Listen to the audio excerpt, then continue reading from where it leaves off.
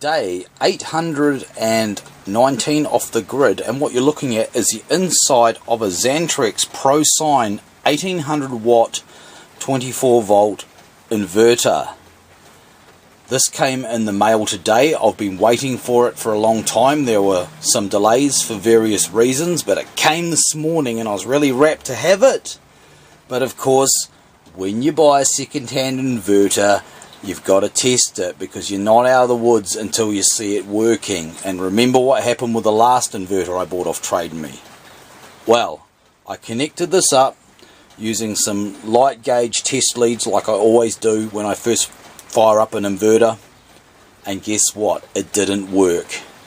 It tried to come on, and then I heard this electrical flash noise, smelt some magic smoke, and it shut down. And I was thinking, oh fuck, I've just spent $375 on an inverter.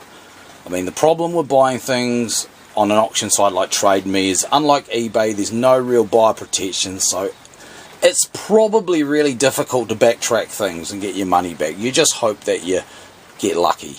And I thought for a moment, no, I didn't.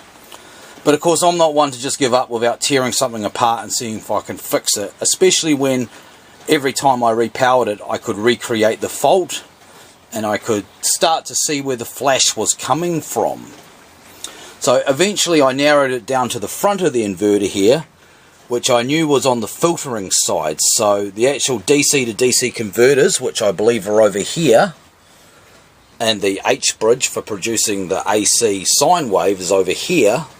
Well, that's what I think anyway. Makes sense, judging by these capacitors. But over here is definitely the output filtering circuitry. Well, once I managed to get the case apart to this point, which was no mean feat, I've got to tell you, I could see the culprit right there. There was a capacitor that was basically had a hole blown in the side of it. I'll actually film that capacitor on the next run actually for you. Hole blown in the side, black, where obviously the magic smoke had come out. The front of it was kind of partly blown open as well. And that capacitor just happened to be wired directly across the mains output. So as soon as the mains came on, it was creating a short circuit and shutting the inverter down. Now, probably because I used those light duty test leads, that helped save the rest of the output stages from being, you know, nuked when that was happening. Or maybe it's just a really good design, but I was easily able to see where the capacitor was, so I've replaced it with this one here. This is a 330 nanofarad. Well, the original was a 470. I would have liked a 470 because this is part of a filter with this choke here. But it'll still work with a different value. It just may not be quite as clean. I may replace that with the right value when I get one. But this is an X2 cap. The original ones were these kind. And a capacitor in this position is going to be subject to a lot of electrical stress. So no doubt that's what had happened to it. This inverter may have been working the last time the seller tested it. I don't know when he tested it before sending it out to me. It may have been the last time he used it, which could have been months or years before he sold it. But definitely now it's going. I did have a little bit of a fright when I first hooked it up again after putting in the new capacitor. I was still using my thin leads, and it's a terrible day, and the battery voltage is quite low, as you can see, 24.4 on there, and it would try and come on and then put this system shutdown message up, which was a different error message than before. I thought, oh no, it's not fixed. But then I thought, I better just try putting some heavier cables on it, because it could be the voltage drop. So here's some heavier cables. These are hooked directly to the batteries down there. No fuses, no circuit breakers, totally dangerous, but wanted to give it a go. It's a test rig, and these two terminals here are live with 230 volts AC. So there we go. I'll film this bit now. I'm really happy because I've basically got it working. I haven't put any loads on it yet to try it with a load, and even if I do it, it may shut down due to these low batteries at the moment. But the fact that we're getting 230 volts out there, and it's been sitting here for about 5 or 10 minutes, well, 5 minutes I've been talking, 5 minutes before I came back out here, 10 minutes easily, without doing anything bad, seems to suggest we're on the right path for a full recovery. So I'm going to go and put the output console back on the front and put it all back together again, and then try it and see, and then we'll run it with a small test load for a while. So fingers crossed, fingers crossed on day 819 off the grid. Well, you know what the macro's like on my camera, but here's the capacitor I cut out of the motherboard, the main board. There's a big rent across there, and on the side, look at that, on the side there's the black ooze where the magic smoke came out. This still measures a DC resistance of 1 kilo ohm with my meter. Now, before putting the front end of the inverter back on, it's got this little output board, as you can see, another one of these nasty orange capacitors. I thought it prudent to meter across these wires, which should be, of course, open circuit, because this is just a mains carry through from the main board to the output terminals. Look! Almost complete short circuit. I think my analog meter's showing about 200 ohms, but 200 ohms at 1.5 volts on a circuit that's meant to handle 230 volts AC, well, that ain't good. That ain't good. That capacitor, and if I look in there too, it's also got the rents and the holes in it too. Good thing I thought not to just put this straight back on and go, oh, that won't be a problem. Good thing, eh? Good thing. So I'm going to have to dismantle all of this and swap out that capacitor now before I try this bit with the inverter. Well, I might as well show this bit. I've already clipped off one side of the capacitor. Yeah, I'm just being lazy. I'm going to clip it and solder in there without removing that board. And already, as you can see, the meter is responding with an open circuit, as one would expect, across two mains wires that aren't connected to anything. So clearly this capacitor is also short circuit.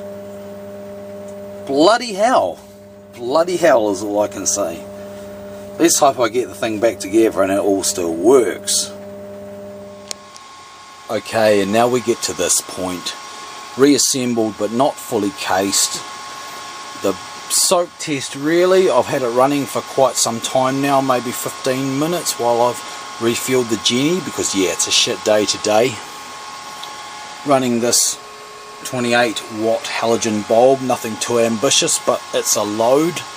I don't want to try and load test it really at the moment because the batteries in here are fairly low and the leads I'm connecting it with are fairly thin, which you can kind of see. They're just like shitty cheap jumper leads from the warehouse, that kind of really thin aluminium cable, so probably wouldn't get the best out of it if I put a bigger load on them. But this is sufficient to prove that it's working. It's generating 230 volts across the terminals there, so if anything's going to go wrong, it would still go wrong because the voltage is there. So it works. Yay!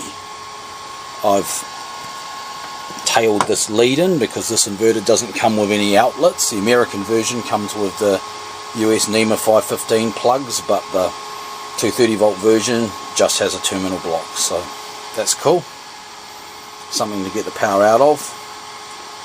And so now I'm going to shut it down, screw the case back on, and then do this again with the case on, and if it goes, then I can walk away for today and go, yeah, I bought this inverter and it works.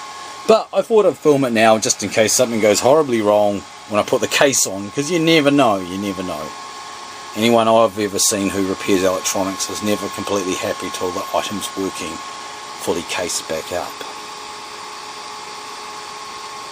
Alright, I've just reconnected it to the batteries with the case on, and this time I'm going to fire it up on camera. I hope I haven't jinxed myself. Touch wood, eh? Touch wood. Right, here we go. On. Power save off. There she blows.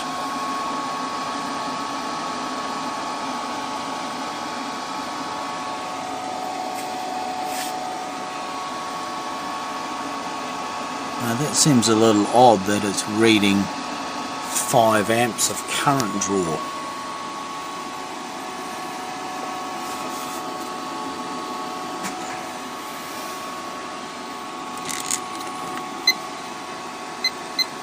check that on the meter.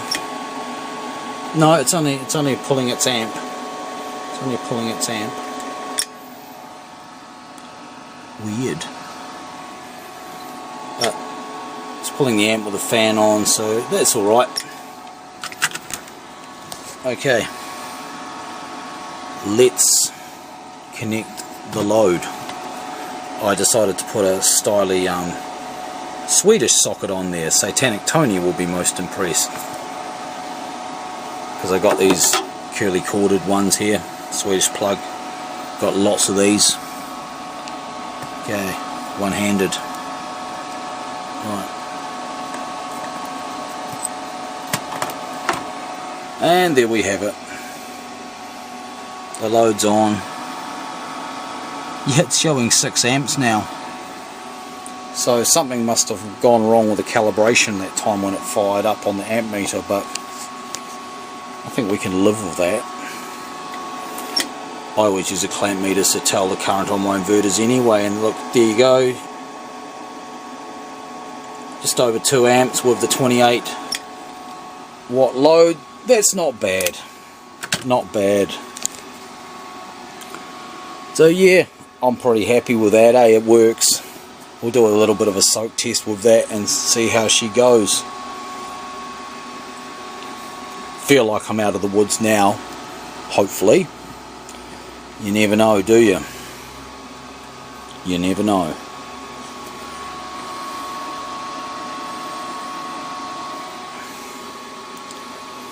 So, what's there to do now? A little bit of a discussion on this. It takes 800 milliamps when there's no load, and 1000 or 1 amp when the fan runs. I don't know why the fan's running at the moment. It's not warm, but it will stop. I think it's just a bit of a health run. Now, that's slightly worse than the power jack that I'm replacing with this. The power jack only pulls about 500 milliamps when it's not loaded. However, this seems to be quite efficient when the loads start coming on. Like, this is a 28 watt load. It's pulling an extra amp from the 24 volt battery. So 1 amp at 24 volts for 28 watt load, you know, that's good. That's good. Plus, of course, the 1 amp overhead, of course. But, you know, that's okay. But this is a little greedier than the power jack. So, unless this does actually prove that it does a much better job than the power jack for running the fridge and freezer, then I may just go back to it. I could always sell this. I know it works. And that brings me to the point of the auction here. I bought this inverter from an auction under the understanding that it was 100% working. In other words, I buy it, it comes to me, I connect it up, and it works perfectly. I knew that there were these cosmetic blemishes, these scratches and stuff. That was declared in the auction, but it was assured that it was 100% working. Well, that just wasn't the case, was it? I mean, I had to tear this thing apart and replace 2 capacitors before it worked. And I was lucky. Who knows? Someone else had bought it, they didn't know electronics, they would have just thought they bought a dud unit. They could have taken it to an electronics repair person and ended up paying hundreds to get it fixed.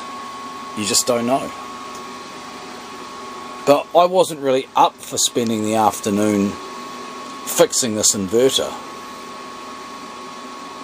Although, admittedly, at this point in time, I kind of enjoyed myself, and I've got a deep sense of satisfaction now that I've got it going, but that's only the case because I've succeeded.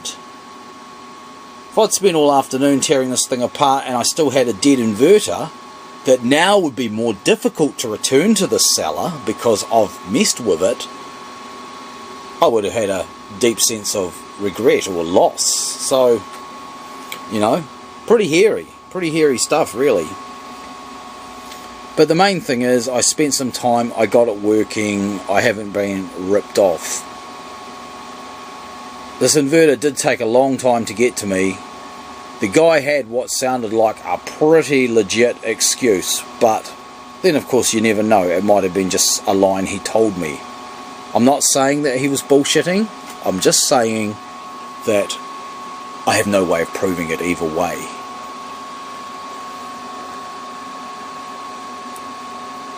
But when this arrived and I connected it up and it didn't work, now that's iffy. I mean, if you're going to sell something like this, you've got to test it right before you sell it. Maybe those capacitors started going bad slowly and just occasionally he would have found it shut down, or occasionally it would have done something a little bit, you know, bad when it turned on and shut down, and he thought, well, I better stop using this and I'll get rid of it while it's still pretty much working.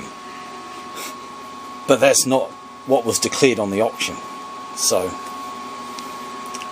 yeah. But as it stands now, I got a hell of a bargain. I mean, I paid $375 New Zealand for this, including shipping, and I basically got about $1,000 US worth of inverter, providing, of course, it keeps going. So that's a pretty good deal. And something, I guess, interesting for you guys to follow. It's been taking me a while to catch up on all these posts with D.O.A and stuff, and then getting back into our normal routine, which of course is different now, so yeah, that's why it's taken a wee while. But look, I've been standing here filming this, ranting and talking, and the inverter keeps going on, so I think we can safely say that it works.